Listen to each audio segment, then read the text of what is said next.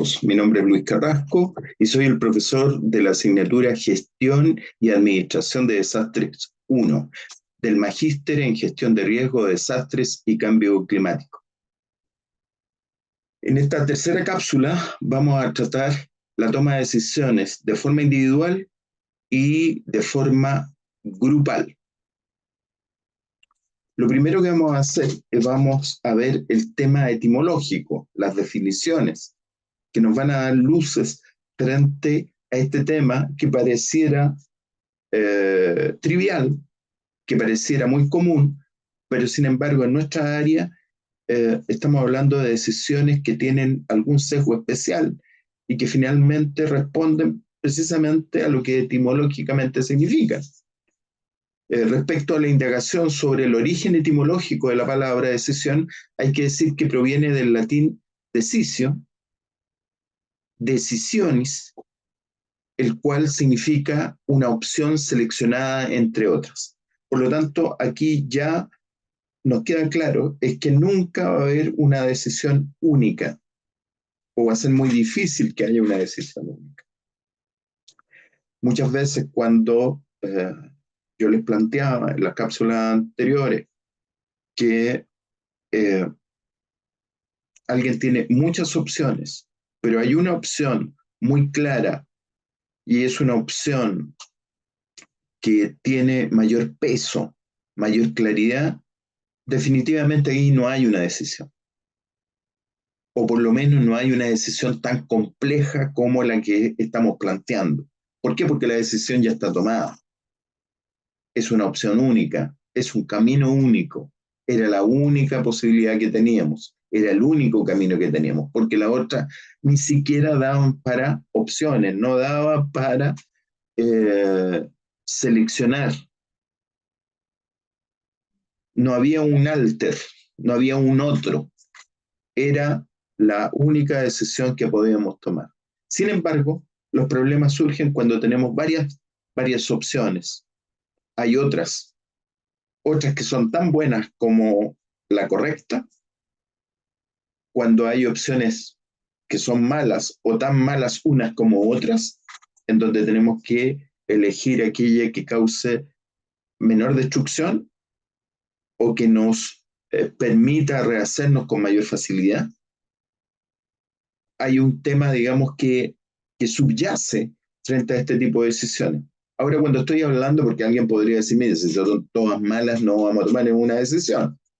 Pero finalmente, cuando estamos tomando una decisión en una emergencia, en donde tenemos que ir con ayuda, finalmente a un pueblo u otro pueblo, sabemos que los dos están impactados, sabemos que eso tiene ciertos costos, costos de salud, costos que puede producir la falta de alimento, en fin, uno prioriza y toma una decisión.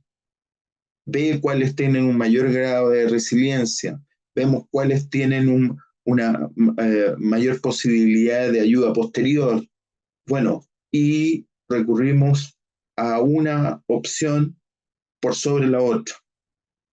Entonces, por eso hablo que muchas veces las dos tienen un grado de negatividad, aun cuando no debiera ser lo mejor para nosotros en la toma de decisiones. Pero muchas veces va a suceder algo de ese tipo.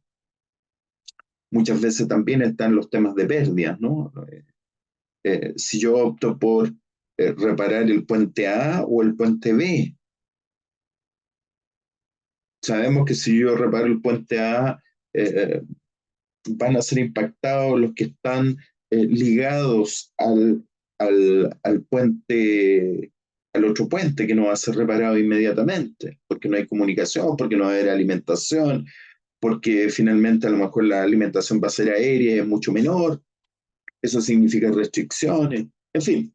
Bueno, quiero abrir todo este marco para decir que muchas veces no todas las decisiones son buenas ni son óptimas y muchas veces hay algunas otras decisiones que tienen algún sesgo de negatividad y vamos a optar y priorizar de acuerdo a toda la información que manejamos en ese momento. Eh, por lo tanto, aquí siempre se selecciona entre muchas opciones.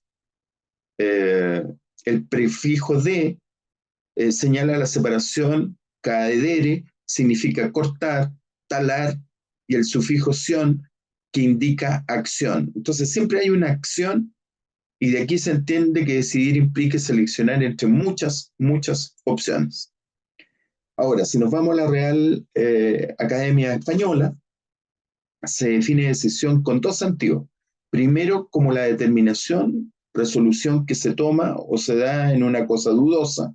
Y aquí hay un aspecto interesante. O sea, que hay un fuerte componente de duda. O sea, no existe tanta claridad. O sea, siempre hay un porcentaje de posibilidades de que uno pierda, de que sea un fracaso.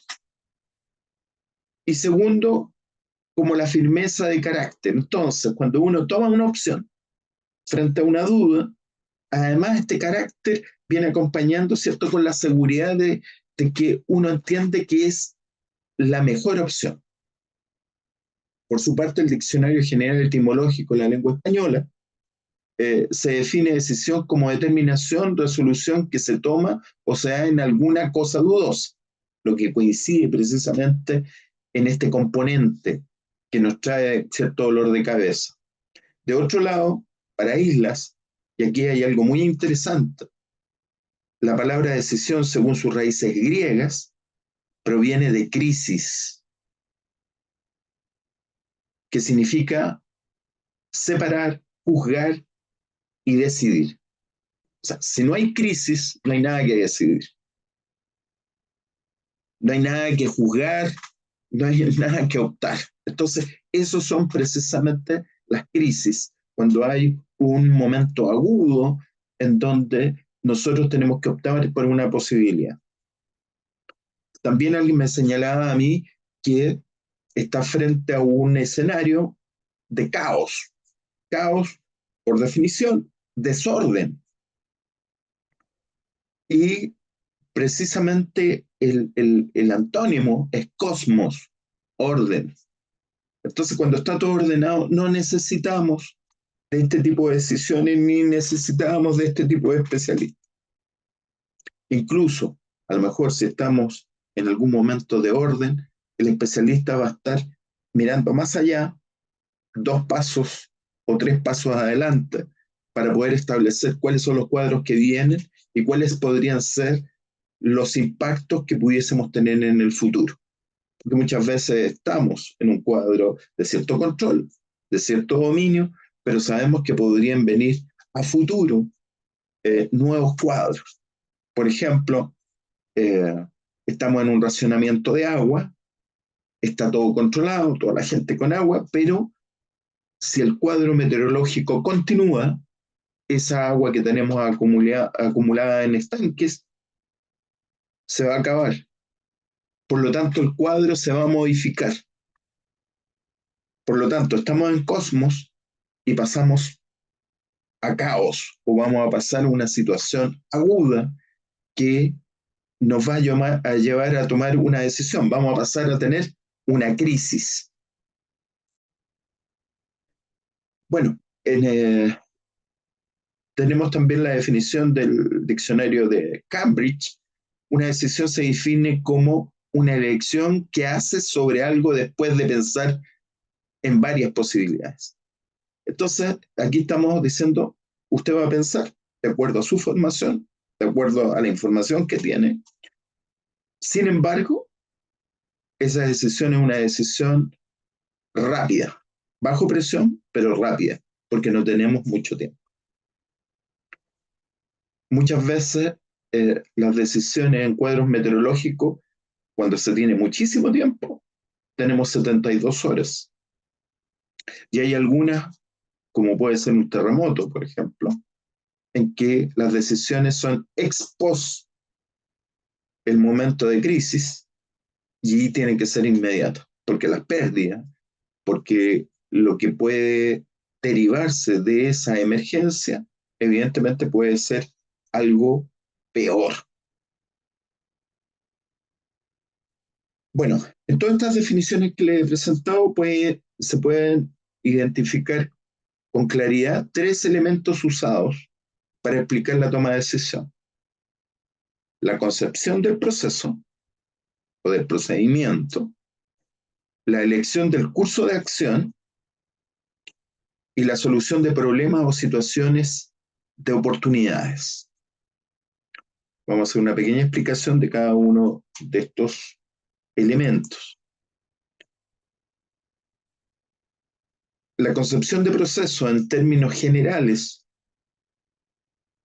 por la palabra procedimiento, se entiende el método a través del cual se llevan a cabo ciertas acciones determinadas que forman parte de un mismo proceso. Entonces, lo que hay que tener claro, que aun cuando pudiesen ser realidades totalmente diferentes, emergencias totalmente diferentes, desastres con características diferentes, nosotros tenemos una forma de tomar decisiones. Hay un proceso de toma de decisión. Por eso hablamos de una concepción del proceso.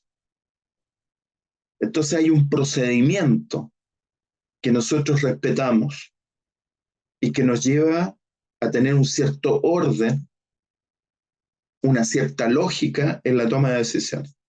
Es decir, se trata del modo en que procedemos a hacer algo, la manera específica, paso a paso. Y ese paso a paso no significa lento, sino que está distinguiendo cuáles son los pasos, pero va a ser en un corto lapso a través del cual realizamos una acción. Porque las acciones tienen que ser, repetimos, oportunas, tienen que ser rápidas de acuerdo a la envergadura y de acuerdo a la realidad que estamos tratando de controlar. Por otro lado, está la elección del curso de acción. El curso de acción está basado en generar el evento de cambio que sea capaz de producir los efectos e impactos deseados. O sea, yo tengo una forma ya ordenada de cómo voy a tomar la decisión, sin embargo, lo que trato de buscar es aquí un cambio. Este cambio es desviar el curso de la emergencia o dar solución a lo que ya nos ha impactado. En otras palabras, seleccionar la mejor opción de cambio que genere los resultados buscados y que finalmente nos permita salvarnos o nos permita tener el mínimo de pérdidas en la población. Inicialmente en la población, también pérdidas materiales, el mínimo de pérdidas materiales.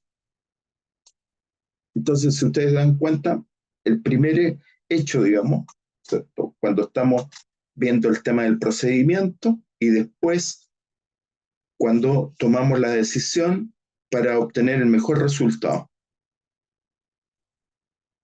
Ahora bien,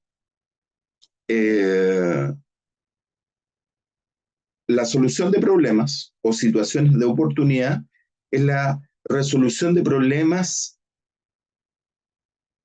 que entendemos como el proceso mediante el cual encuentras una solución para un problema o conflicto específico.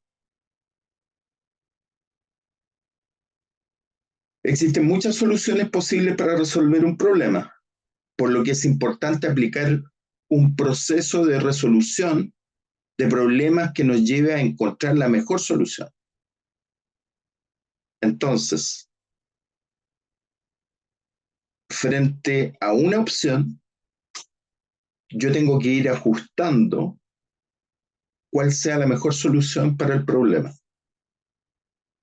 Y esa solución de forma más oportuna. Por eso que establecemos aquí la dicotomía de solución y oportunidad.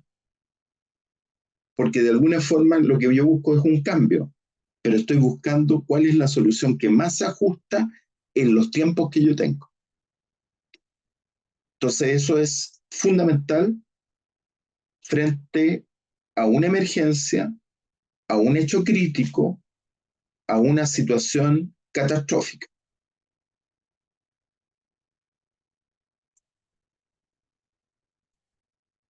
Ahora bien, nosotros tenemos herramientas para lograr eso.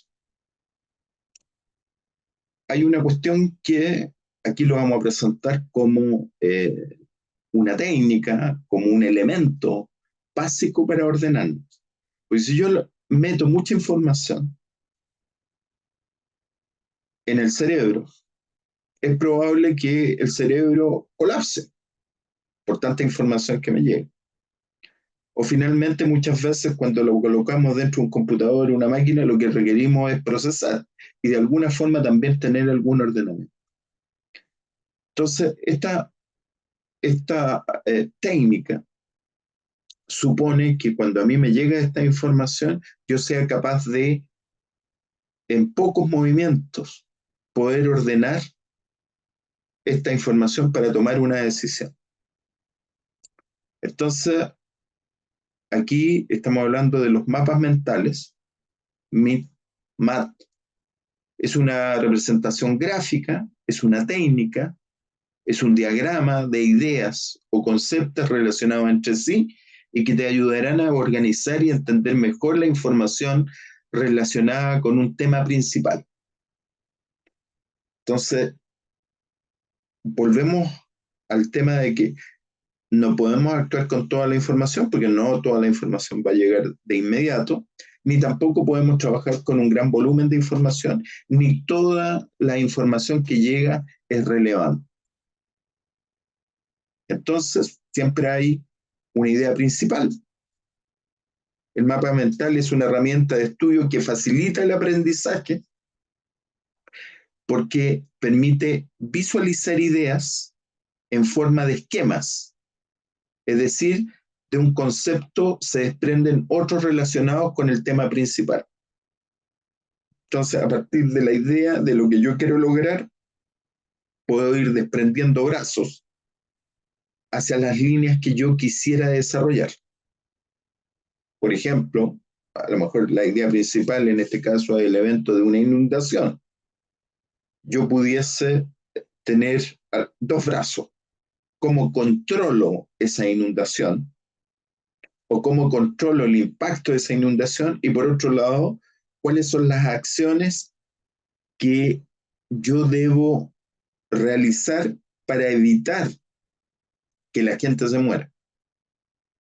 Para evitar que la gente eh, reciba un impacto tal que eh, deban perderse vida o se pierda alguna infraestructura, su casa, edificio, en fin.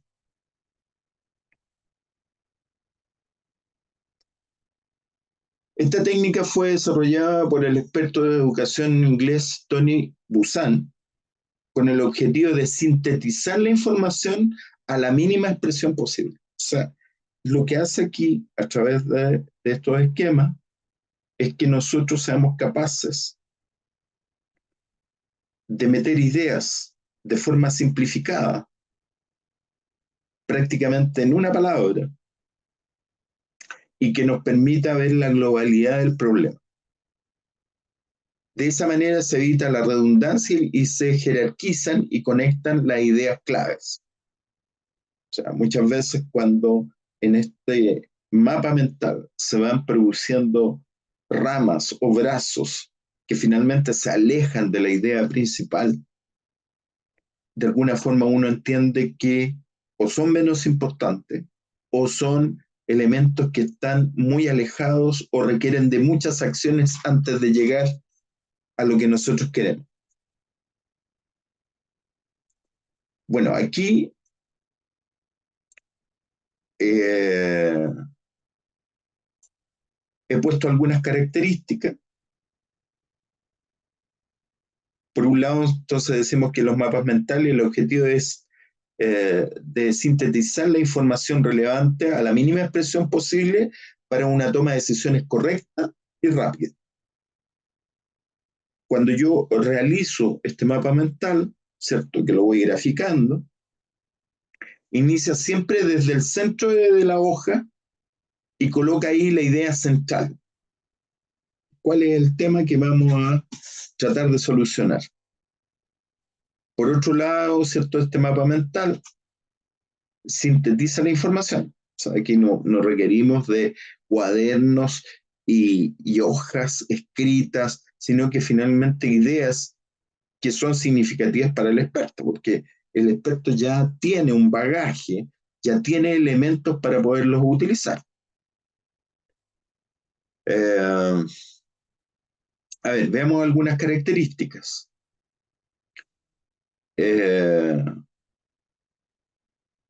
A partir de esa idea central van cayendo, ¿cierto? Se generan lluvia de ideas, van cayendo algunas ideas. Cuando yo voy ordenando esta suerte de reloj o árbol, ¿cierto? Que es el mapa mental, priorizar usa el sentido de las manecillas del reloj para ir sabiendo cuál es primero y cuál es después. Aquí uno puede ir borrando o colocando entre medio y uno va armonizando. Se van colocando alrededor de la idea principal, relaciona la idea central con los subtemas mediante líneas, remarca las ideas encerrándolas en círculos, subrayándolas, lo que es más importante, lo que a ti te interesa, poniéndolo en color rojo, poniendo colores, imágenes, etc. Usa tu creatividad para diferenciar y hacer más clara la relación entre la idea, establece un orden jerárquico, ¿cierto?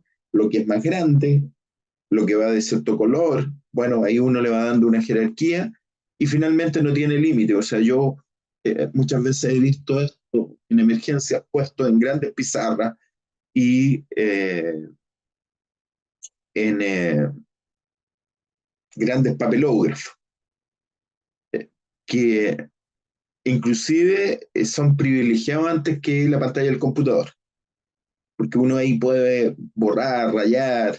Esto me recuerda mucho, digamos, de una película que vi cuando se estaban viendo los cálculos para llegar a la luna, digamos, y que eran pizarras y pizarras, ¿cierto? Y esquemas y flechas. Y es un poco la idea de estos esquemas. Bueno, aquí entonces decimos que el orden que uno le dé, la pertinencia, ¿cierto?, de las soluciones y la relevancia, porque hay cosas que son más relevantes unas que otras, frente a la toma de decisiones en una emergencia, me va a clarificar cuáles son los movimientos que voy a hacer.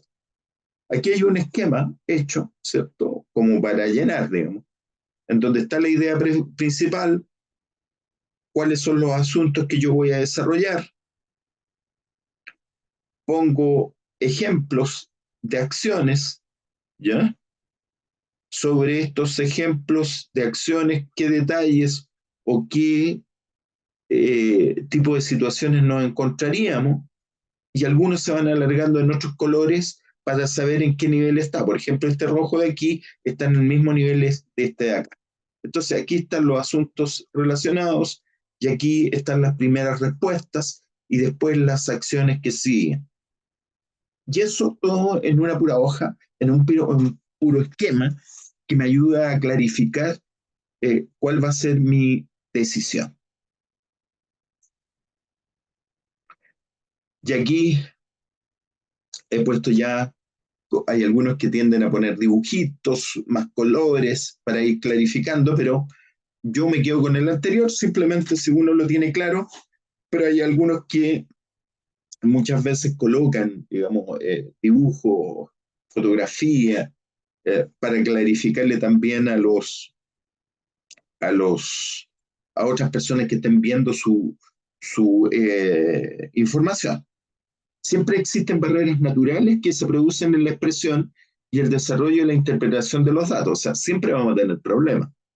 Bueno, aquí hemos hecho un esquema mental, digamos, un mapa mental con respecto a los problemas que vamos a tener precisamente para entregar esta información. Entonces aquí hay barreras de comunicación, hay barreras de tipo semántica, ¿cierto? Eso es lo primero y se traduce en esta acción y en esta acción. Hay barreras de administrativas y se traducen en esta acción y en esta acción. Esta acción, y uno puede decir la jefatura, por la falta de medios, en fin, barreras de tipo fisiológicos o de tipo físicas, ¿cierto? Mucho ruido en donde se está tomando decisión, mucha información a la vez, temas psicológicos, la gente que no puede actuar bajo presión, que se inhibe. Bueno, ahí tenemos desarrollado un mapa mental, pero el mapa mental básicamente aquí lo elegimos como una técnica, como una acción rápida, para que usted pueda tomar una decisión muchas veces en su oficina, en su puesto de comando, en el lugar de decisión para lo que sigue. O sea, esto no es tratar de tomar apuntes y cada uno de los detalles, sino que básicamente cómo yo voy a ordenar, en este caso, mis fuerzas para dar una solución.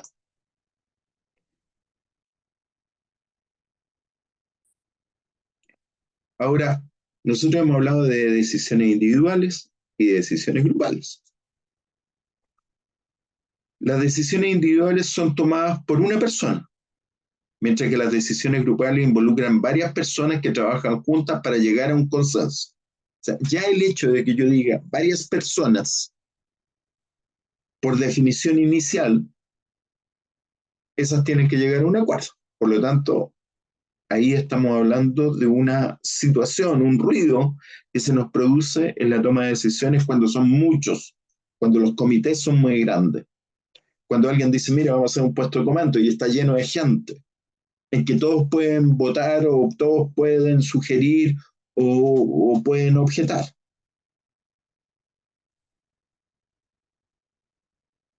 La decisión en una emergencia, en un sinnúmero de casos, no se cuenta con tiempo para el consenso. O sea, no podemos traer una gran cantidad de gente para ver qué decisión vamos a tomar y esperar a algunos que no han llegado y finalmente para ir tomando una decisión.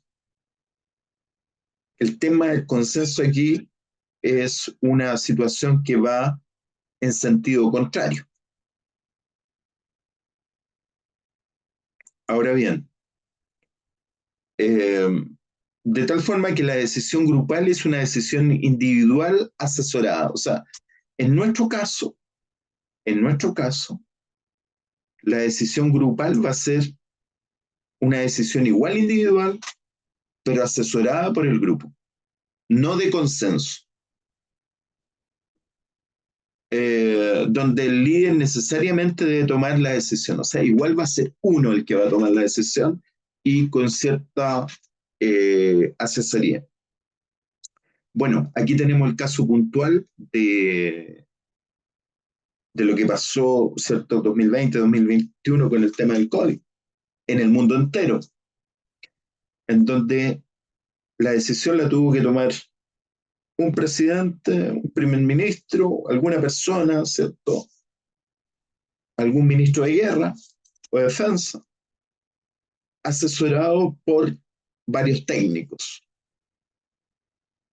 Pero estamos frente a una situación muy compleja, que nunca la habíamos visto, que la habíamos visto en libros, pero que al final de cuentas supone un cuadro desconocido en donde la persona tiene que tomar decisiones y esas decisiones frente a, eh, con la ayuda de un grupo especializado y donde establece cuáles van a ser esos especialistas. Y cuando establece cuál es el grupo de personas que va a suministrar cierta información, porque esto no era una información infinita. Y eso nos lleva a tomar ciertas decisiones, que nos cambió el mundo entero, ¿cierto? Aquí yo pongo una página, digamos, del diario El País, siendo un mundo de calles vacías. Porque eso significó, nos cambió la vida a todos.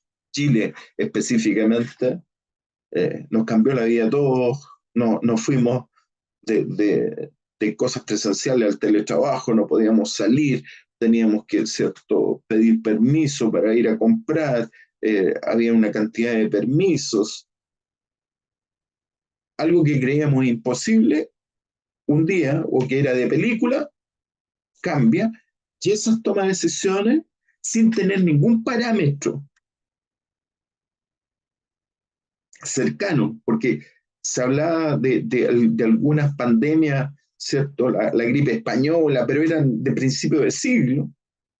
No había nada que pudiese dar un registro comparativo para la toma de decisiones que se estaban haciendo. En un mundo en donde estábamos recién contra el tiempo tratando de buscar una vacuna, donde ni siquiera estaban aceptadas esas vacunas y donde teníamos vulnerabilidades también de segundo orden, ¿no?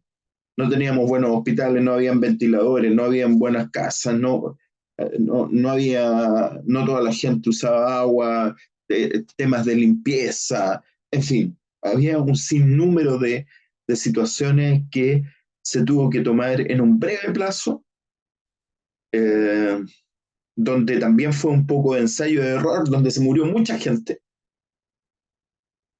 pero también se evitó que se muriera mucha gente. Se dan cuenta que aquí hay una toma de decisión en donde hay costos, y es costo y costos de algo que no queremos ni siquiera mencionar, ni siquiera en la clase, digamos.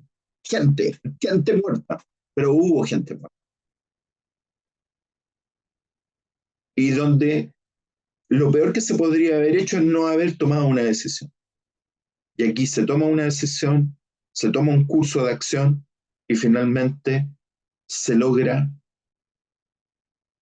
el objetivo, ganarle al COVID, o por lo menos controlar el COVID. Bueno, como resumen, en esta tercera cápsula, diremos entonces que el tema de la decisión tiene componentes interesantes como son de duda, de crisis, donde hay un ordenamiento, donde tienen que haber procedimientos, donde uno tiene que tratar de buscar el cambio y sobre ese cambio tiene que adaptar a la más correcta de las opciones en un tiempo determinado, y la opción generalmente va a ser sobre una persona que va a tomar la decisión. Es probable que usted esté en la toma de decisión como individuo, como ser único tomando la decisión, o pueda estar dentro de ese grupo que asesora. Lo que sí podemos desechar desde ya es que hayan decisiones